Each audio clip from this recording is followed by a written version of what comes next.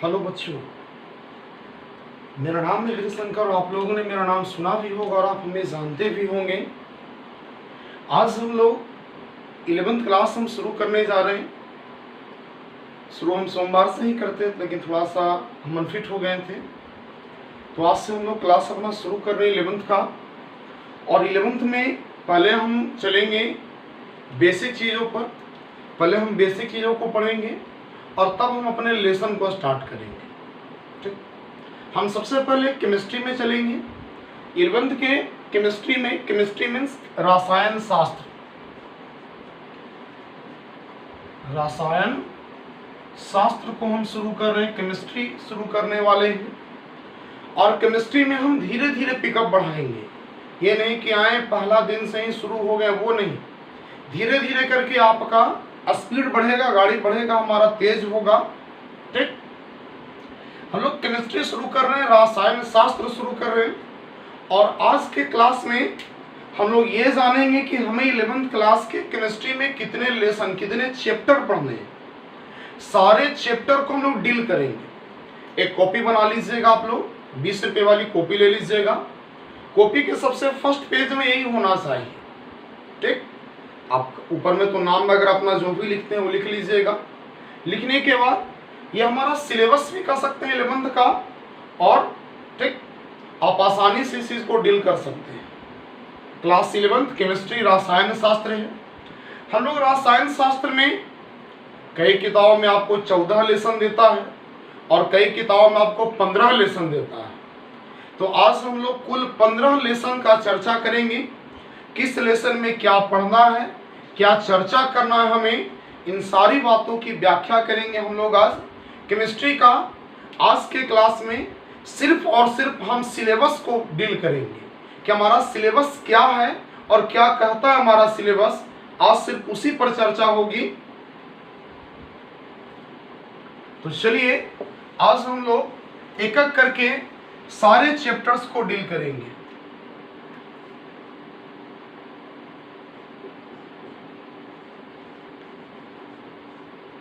हम सब कैपिटल में लिख रहे हैं ताकि आपको स्पष्ट दिखे।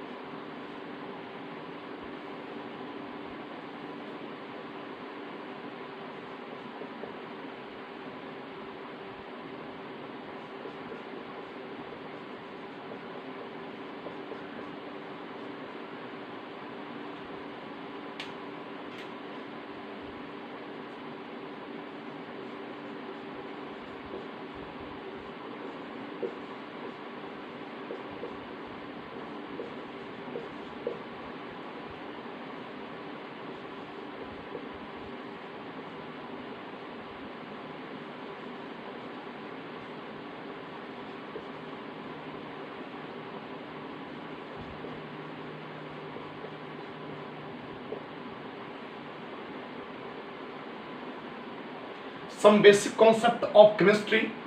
हमारा जो पहला लेसन है उस लेसन का नाम है some basic concept of chemistry. इसी को हिंदी में कहते हैं रसायन विज्ञान की कुछ मूल अवधारणाएं। मीन्स हम लोग यहाँ पर बेसिक केमिस्ट्री पढ़ेंगे। हम लोग यहाँ पर सम लॉ पढ़ेंगे। लॉ मीन्स केमिकल लॉ पढ़ेंगे। ठीक, कॉम्बिनेशन लॉ यहाँ पर हम लोग यहाँ पर 5 गो लॉ पढ़ेंगे। कौन कौन सा लॉ पढ़ेंगे? तो हम लोग जैसे पढ़ेंगे law of conservation of mass, law of conservation of mass, द्रव्यमान संरक्षण का सिद्धांत पढ़ना है हमें। फिर यहाँ पर गैलुसेक लॉ पढ़ेंगे, गैलुसेक का गैसीय नियम पढ़ना है हम लोगों को। फिर यहाँ पर हम लोग पढ़ेंगे law of constant propagation, law of different propagation, law of multiple propagation. Means first हुआ द्रव्यमान संरक्षण का सिद्धांत, दूसरा हुआ निश्चित अनुपात का नियम, तीसरा हुआ गुणित अनुपात का नियम, गैलुसेक लॉ, एवोगाड्रोज लॉ माने एवोगाड्रो का नियम। ये हमें पढ़ना है यहाँ पर 5-6 नियम। इसके अलावा यहाँ पर हम ये सीखेंगे कि हम कैसे किसी तत्व का वैलेंसी कैसे लिखते हैं, किसी का संकेत कैसे लिखते हैं। ठीक, कैसे कोई यौगिक बनता है तो उसका फॉर्मूला कैसे बनता है, फॉर्मूला पर चर्चा करेंगे हम लोग। फिर ये हम लोग जानेंगे कि अगर कोई कंपाउंड दिया हुआ है तो उस कंपाउंड में कोई भी कंपाउंड है तो उस कंपाउंड में परसेंटेज कैसे निकालेंगे। माने यहाँ पर बेसिक चीजों को डील करेंगे और इस बेसिक में ही मोल कॉन्सेप्ट हमें पढ़ना है। मोल निकालने के लिए सीखेंगे, इक्विवेलेंट वेट निकालने के लिए सीखेंगे। ये सब बेसिक चीजों में है। टीचर्स आप लोग को क्या करते हैं, बेसिक नहीं पढ़ा करके सीधे मोल कॉन्सेप्ट में लेके चले जाते हैं। तो मोल कॉन्सेप्ट इसी लेसन में है, लेकिन वो बहुत बाद है। पहले केमिस्ट्री की बेसिक जानकारियां होनी चाहिए। अगर आपको बेसिक जानकारियां नहीं होगी तो बहुत दिक्कतें आती हैं बाद में। तो फर्स्ट लेसन में बेसिक टॉपिक पढ़ना है, some basic concept of chemistry की चर्चा करनी है।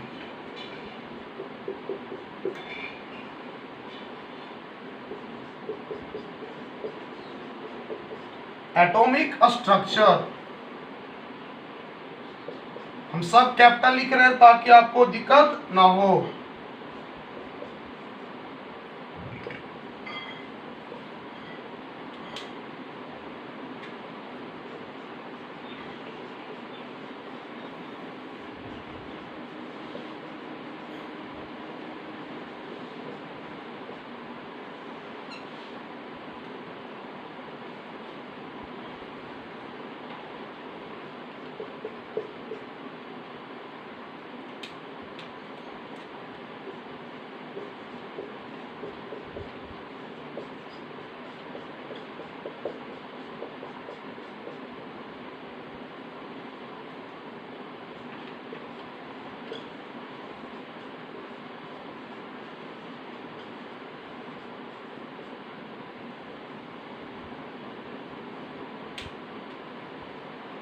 चलिए नाम लिखिए फिर समझाते हैं।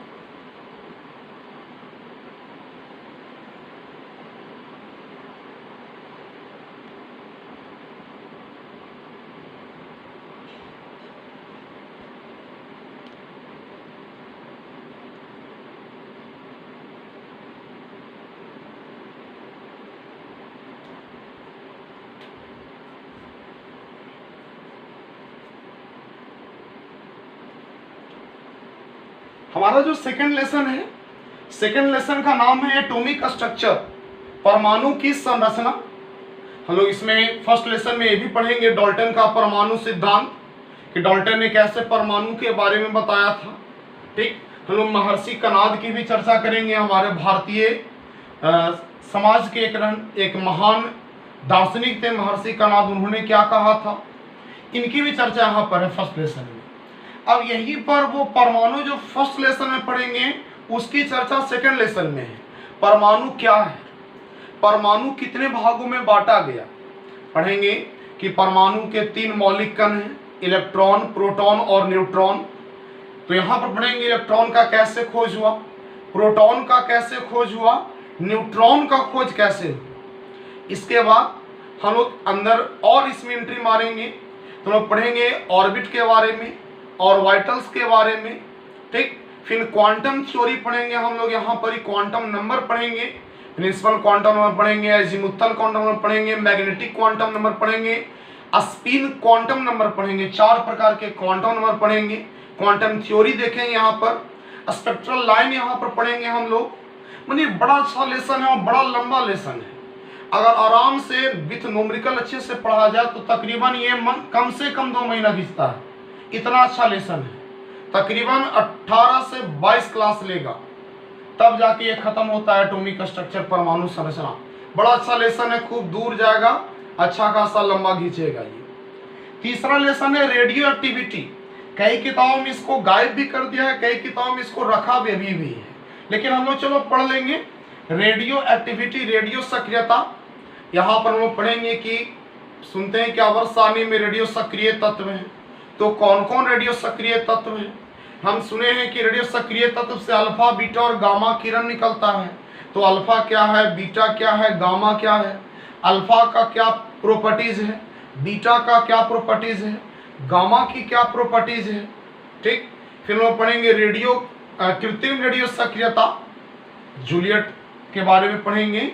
मैडम क्यूरी के बारे में पढ़ेंगे, पीरे क्यूरी के बारे में पढ़ेंगे, हेनरी बेकुरेल के बारे में पढ़ेंगे।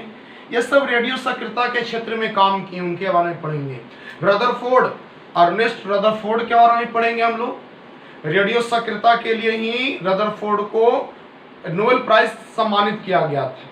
तो इसमें हम लोग ये चर्चा करेंगे रेडियो सक्रियता। तीसरा लेसन हमारा होगा। फर्स्ट लेसन है some basic concept of chemistry. Hindi वाले बच्चे रसायन विज्ञान की कुछ मूल अवधारणाएं लिखेंगे इसको। फर्स्ट लेसन एटॉमिक स्ट्रक्चर, परमाणु की संरचना। तीसरा रेडियो एक्टिविटी, रेडियो सक्रियता।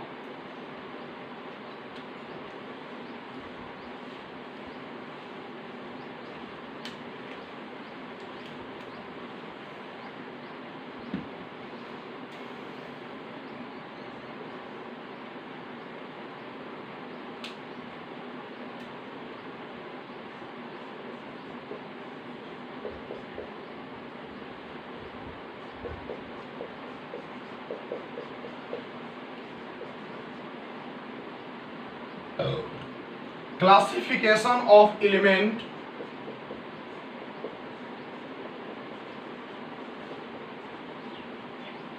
classification of element and periodicity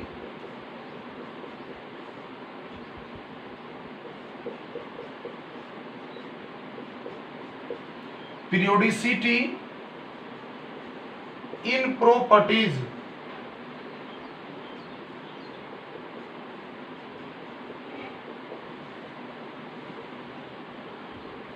Classification of element and periodicity in properties.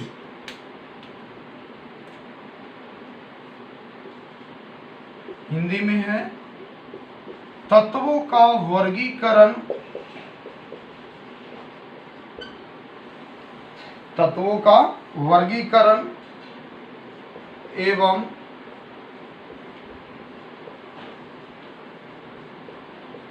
गुण धर्म में आवर्तिता, गुण धर्म में आवर्तिता।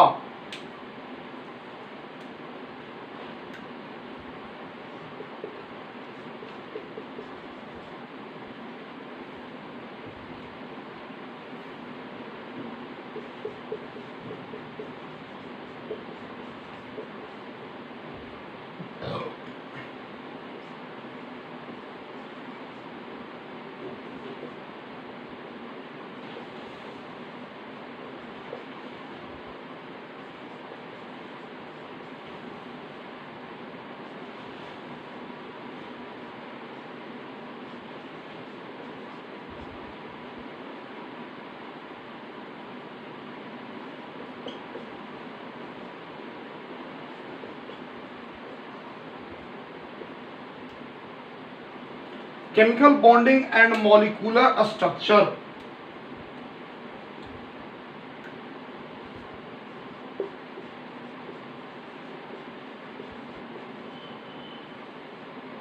रासायनिक आबंधन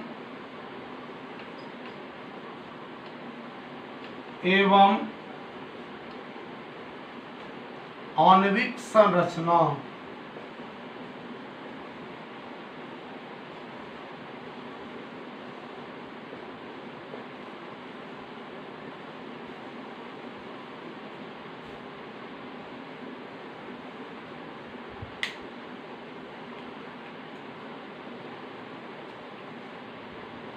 चौथा जो लेसन है वो है classification of element and periodicity in properties.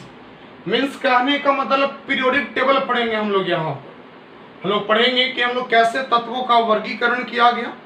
हम लोग यहाँ पर कई लॉ को पढ़ेंगे, कई नियम्स कानून को पढ़ेंगे। जैसे सबसे पहले पढ़ेंगे हम लोग डोब्रेनर का ट्रेड, डोब्रेनर का तिर्यक पढ़ेंगे, न्यूलैंड्स का अष्टक नियम पढ़ेंगे, लूथर मेयर का कर्व पढ़ेंगे, मेंडलीव की आवर्त सारणी पढ़ेंगे, मोसले की आवर्त सारणी पढ़ेंगे। इसके अलावा ये भी पढ़ेंगे कि पीरियोडिसिटी इन प्रॉपर्टीज, माने एक निश्चित समय के बाद समान तत्वों का आना ही कहलाता है पीरियोडिसिटी। समान गैप के बाद सेम तत्व का आना, एक ही जैसे चीजों का आना ही कहलाता है पीरियोडिसिटी। माने जो प्रॉपर्टीज माने गुण धर्म में कैसे समानताएं हैं इसकी भी चर्चा करेंगे। हिंदी में नाम ही है इसका तत्वों का वर्गीकरण एवं गुण धर्म में आवर्तिता। गुण धर्म में आवर्तिता। फिर हमारा 5वां lesson chemical bonding and molecular structure. हम पढ़ेंगे कि कैसे दो तत्वों के बीच में कैसे बंधन का निर्माण होता है। क्या है आयनिक बंधन, माने क्या है आपका आयनिक बॉन्ड, क्या है आपका सहसंयोजक बंधन, क्या है उपसहसंयोजक बंधन, क्या है हाइड्रोजन बंध, क्या है आपका क्या बोलते उसको, एक और बंधन है बहुत इजी बंधन है वो वंडरवाल फोर्स कहते हैं, उसको बंधन कहते भी हैं। तो वो कैसे बनता है और कैसे इनके मिलने से कैसे केमिकल बॉन्डिंग के आधार पर हम किसी का स्ट्रक्चर डिफाइन करेंगे, हम किसी अणु का संरचना कैसे तैयार कर देते हैं केमिकल बॉन्डिंग के बेसिस पर, ये भी इसी लेसन में पढ़ेंगे। रासायनिक आबंधन एवं आणविक संरचना, ये हुआ 5 लेसन हम लोग।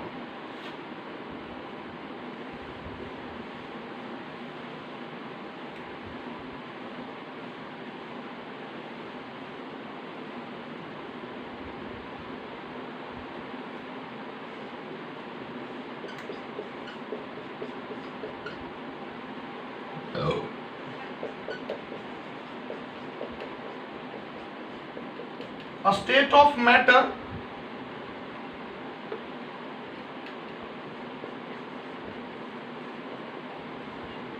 gases and liquid, gases and liquid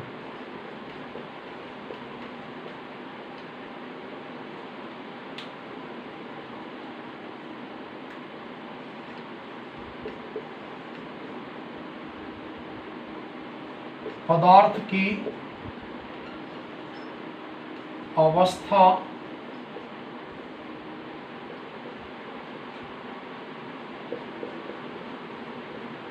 gas एवं द्रव।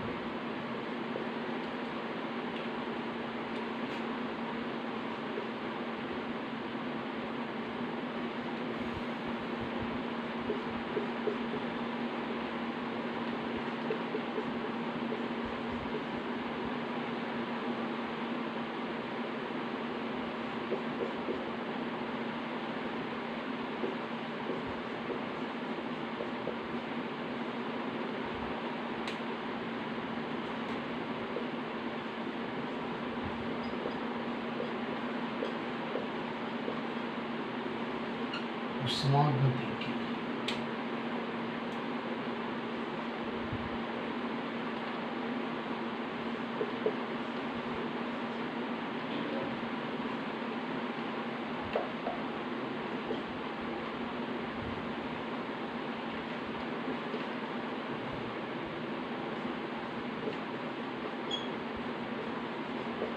इक्विलिब्रियम,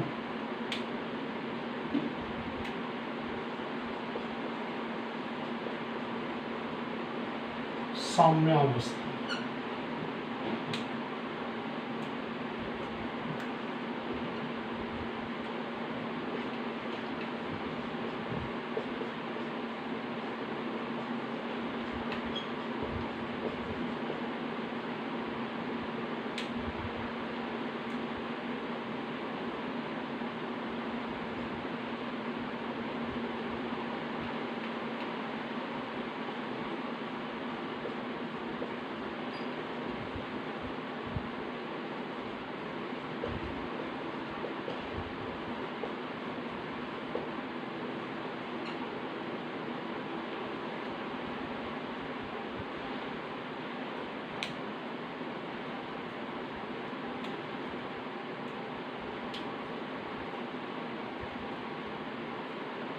चलता रही आराम से।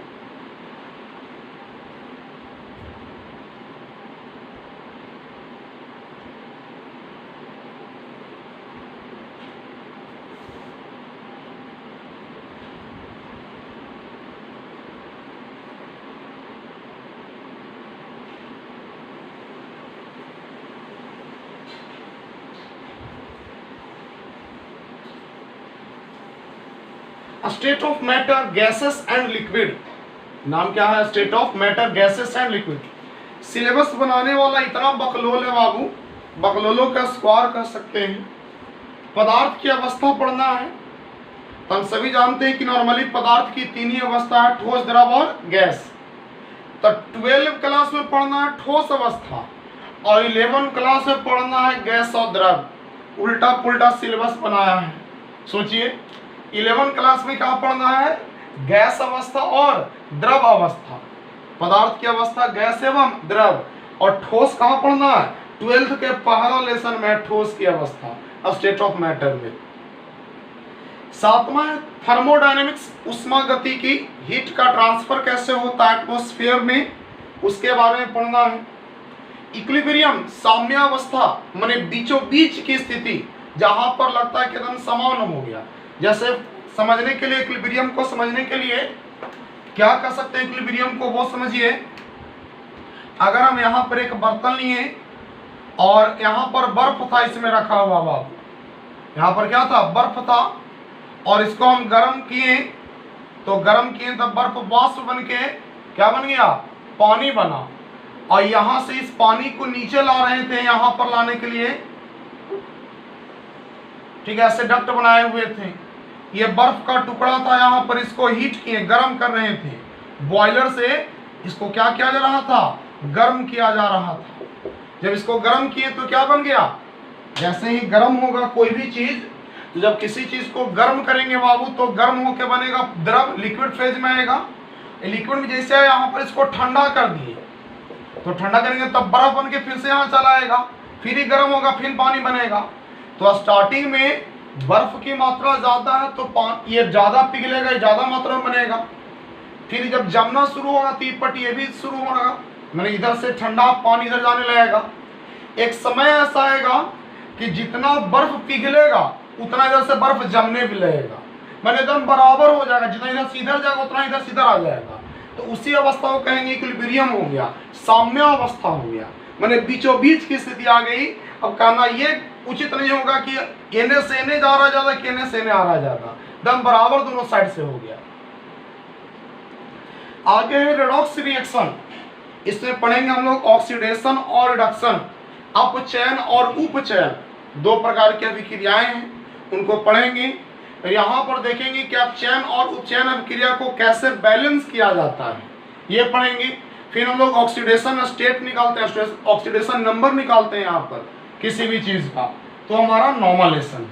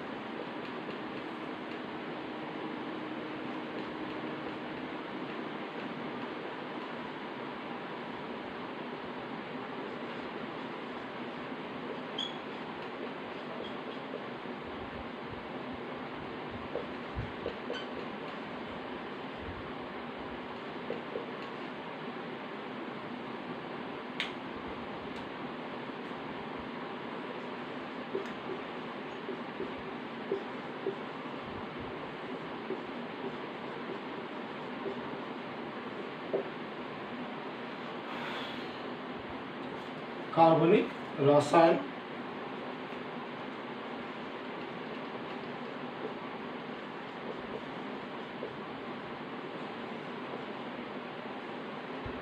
कुछ आधारभूत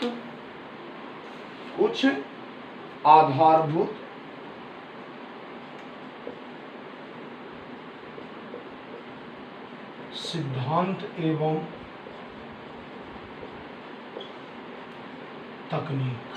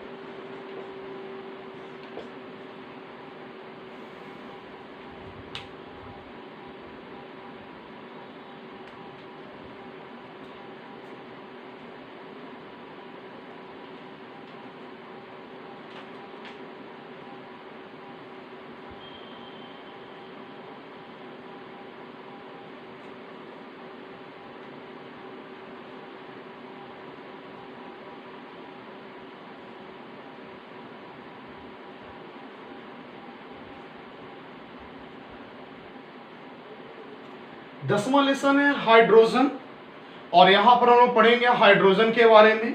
हाइड्रोजन तत्व कैसा है हम लोग अवस्था में पढ़ेंगे। हाइड्रोजन में डबल माने कि डबल प्रॉपर्टीज है, वो मेटल जैसा भी वर्क करेगा, नॉन मेटल जैसा भी वर्क करेगा, तो उसके बारे में पढ़ेंगे। फिर इसके कंपाउंड वाटर के बारे में पढ़ेंगे। फिर पढ़ेंगे आपका हाइड्रोजन पर ऑक्साइड H2O2 के बारे में पढ़ेंगे, यह हाइड्रोजन में पढ़ना है। फिर आपका एस ब्लॉक एलिमेंट पढ़ेंगे अवर सारणी में 4 block, S block, P block, D block और एफ ब्लॉक, 4 ब्लॉक पढ़ेंगे। उसी में एस ब्लॉक को हम लोग 11th क्लास में पढ़ेंगे। एस ब्लॉक मीन्स वर्ग 1 और 2 दोनों को पढ़ेंगे। पी ब्लॉक माने वर्ग 13 से लेकर 18 तक यहाँ पढ़ेंगे, लेकिन यहाँ 13, 14 दो ही पढ़ना है और बाकी पढ़ना है 12th क्लास में पी ब्लॉक आएगा हमारा। Organic chemistry some basic principle and technique, हम लोग ऑर्गेनिक केमिस्ट्री का यहाँ पर बेसिक पढ़ेंगे कि ऑर्गेनिक बना कैसे, क्या है, कोई रसायन कैसे बनता है ऑर्गेनिक में, ये पढ़ेंगे यहाँ पर। हाइड्रोकार्बन हम लोग पढ़ेंगे यहाँ पर alkane, alkyne, alkyne, cycloalkane, cycloalkene, ठीक है ना, ये सब पढ़ेंगे यहाँ पर ही। फिर एरोमेटिक बेंजीन वगैरह के बारे में पढ़ेंगे। और लास्ट हमारा 15th इन्वायरमेंटल केमिस्ट्री, पर्यावरणीय रसायन। हमारा पर्यावरण में क्या हो रहा है, हम पर्यावरण को कैसे गंदा कर रहे हैं, हम जल प्रदूषण कैसे कर रहे हैं, वायु प्रदूषण कैसे हो रहा है, मृदा प्रदूषण कैसे हो रही है, हम पर्यावरण को कैसे बचा सकते हैं, इन सब चीजों पर यहाँ पर चर्चा होगी। इस प्रकार ये कुल 15 लेसन हम लोग को 11th क्लास के केमिस्ट्री में पढ़ना है। 11th क्लास के केमिस्ट्री में कुल कितने, ये 15 लेसन पढ़ेंगे तो हमारा 11th क्लास क्या हो जाएगा, क्लियर हो जाएगा। किसी को कोई दिक्कत रहेगा अगर तो हमें आप चैट में या कमेंट्स में जरूर बताएंगे। तब तक के लिए बाय।